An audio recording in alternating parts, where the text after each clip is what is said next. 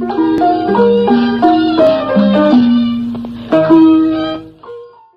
်္ဂလာပါရှင်လိပ်စာတီဗီရဲ့ပတ်စဉ်ဗုဒ္ဓဟူးညသတင်းတင်ဆက်မှုအစီအစဉ်ကနေပြန်လည်ကြိုဆိုလိုက်ပါရရှင်။ယနေ့ညတင်ဆက်ပေးရမယ့်သတင်းတွေကတော့စစ်ကောင်စစ်တပ်မှကန်ရီတပ်စခန်းရှိရာဘက်ကိုလက်နက်ကြီးများပစ်ခတ်မှုပြုလုပ်နေတဲ့သတင်းကချင်ရိုးရာဒုရိယာတပ်တင်တာပြုလုပ်နေတဲ့သတင်းနဲ့မူဆယ်မြို့ကကားပွဲစားမျိုးသမီးတို့အတ္တမပြုတ်ကျင်ပြီးအသက်ခံရတဲ့သတင်းတွေကိုတင်ဆက်ပေးတော့မှာဖြစ်ပါရရှင်။ကျွန်မအခုမှကြာစင်ပါရှင်။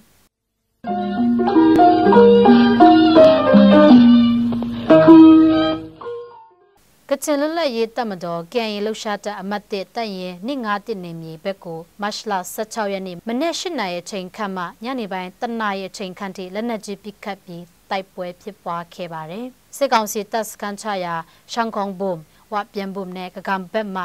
ကန်ရီတပ်ရှိရာဥခိုက်ခဲဘက်ကို120 105မမဟုယူဆရတဲ့လက်နက်ကြီးများ100ကျော်ပစ်ခတ်ခဲ့ကြောင်းသိရပါတယ်။အလားတူမတ်လ15ရက်နေ့ညနေပိုင်းတနာရီမိနစ်50အချိန်ခန့်မှ2နာရီမိနစ်30အချိန်ခန့်ထိဝပြန်ဘုံမှာတပ်စခန်းချနေတော့စစ်ကောင်စီတပ်မှကဲရီရှိရာဥခိုက်ခဲဘက်ကို120မမဟုယူဆရတဲ့လက်ကြီး6ကြိမ်ခန့်ပစ်ခတ်ခဲ့ပြီးကင်ဆာကောင်အနောက်ဘက်ကလည်း60မမဟုယူဆရတဲ့လက်နက်ကြီး15ကြိမ်ထက်မနည်းပစ်ခတ်ခဲ့ပြီးစစ်ကောင်စီတပ်မှကဲရီတပ်ရှိရာနေရာဘက်သို့လက်နက်ကြီးတွေရန်တမ်းပစ်ခတ်မှုတွေအစဉ်ပြုလုပ်နေကြောင်းနဲ့လက်နက်ငယ်များနဲ့လည်းပစ်ခတ်တာတွေရှိတယ်လို့ရှေ့တန်းစစ်မြေပြင်သတင်းအရသိရှိရပါတယ်။ယခုချိန်ကဲရီလှုပ်ရှားတပ်ရင်းနေမြေဘက်စစ်ကောင်စီတပ်မှစစ်အားတိုးချဲ့နေစေဖြစ်ကြောင်းလည်းသိရှိရပါတယ်ရှင်။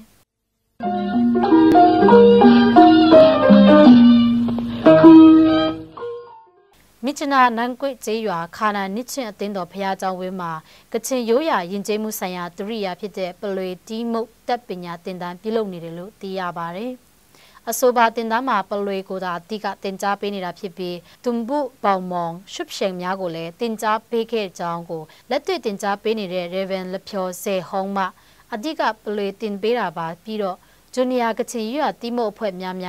ပေါ်ပေါက်လာဖို့တဲ့တင် जा ပေးတာလို့လည်းခုလိုပြောပါတယ်။ကချင်မျိုးသားများရဲ့အဖုံးဖြစ်နိုင်တဲ့ကချင်ရိုးရာအတီးမုတ်တေးသွားတွေကိုပွဲလန်းသပင်နဲ့ဖျားเจ้าများမှာတီးမုတ်ပြီးဖျားဝတ်ပြုနိုင်ဖို့နဲ့လူငယ်တွေကိုလက်ဆင့်ကမ်းတင် जा ပေးနေတဲ့အနေနဲ့ယခုမတ်လအတွင်းတင် जा ပေးနေတာဖြစ်ကြောင်းလည်းသိရပါတယ်ရှင်။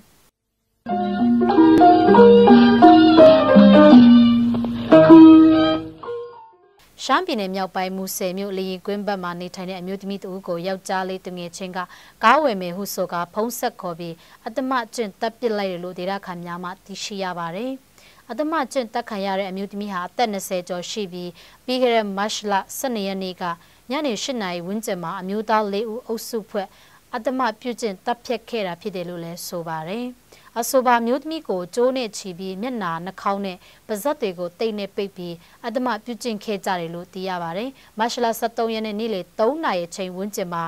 ၎င်းမျိုးသမီးကိုအတ္တမပြုကျင့်ပြီးတပ်လိုက်တဲ့အမျိုးသား4ဦးကိုရဲတပ်ဖွဲ့ကဖမ်းဆီးထားပြီးစစ်ဆေးမှုတွေပြုလုပ်နေကြောင်းလည်းသိရပါတယ်။အတ္တမပြုကျင့်ခံရတဲ့အမျိုးသမီးရဲ့အလောင်းကိုပြန်တွေ့ပြီးနောက်အသွင်ခံမှုထားတော့လို့မျက်နာတွေရောင်ပြီးတော့မိမကိုအင်ကလည်းပျက်စီးထားတာတွေရှိတယ်လို့၎င်းမိသားစုဝင်တဦးကပြောပါတယ်။ မရှာဆတ်မန်ခန်းမန်ခရင်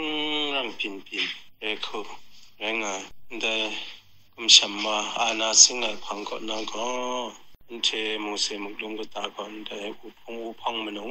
မနာလောမတဝါဘယ်နီလောမတဝါနာတဲ့ရအန်ချေမူစေမလုံကတာကောလုကူလုကုတ်နီ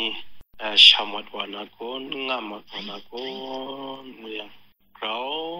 လောဝါရောကဆုန်ကရှိလောဝါမြာရောလောဝါ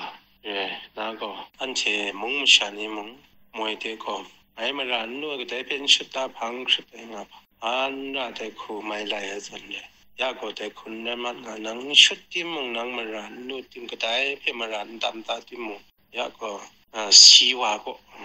ခရဒရာကောတင်ချေအတူမတ်အန်ချေမုံစေမုံကတာကွန်ဖရောရှွန်းနိုင်လမ်ကွန်ဖရောမူဝဲလမ်ကျေချန်တာတူခရခခနန်းขันมาตัวน่าขันมาซ้ำตาน่าก็ฉันเทียมไม่เป็นไอเตียนเป็นตาน่ากุมโฟซ้ำยาลาสลามว่าเรปินตองไงอันเชจพอดมันนักกัดสากัดวานี้มึงโนมันนักขดรามาสติรามาได้ tiền tu mặt mà မူဆယ်မြို့အတွင်းစစ်ကောင်စီမှအာဏာသိမ်းပြီးနောက်လက်နက်ကိုင်အဖွဲ့အစည်းများလာတဲ့နဲ့အမျှနေ့စဉ်ရက်ဆက်ဆိုသလိုပစ္စည်းလူရဲမှုလူတက်မှုနဲ့မူရစေးရောင်းဝယ်သုံးဆွဲတာတွေများလာတယ်လို့လည်းမူဆယ်ဒေသခံများပြောပြချက်အရသိရှိရပါတယ်ရှင်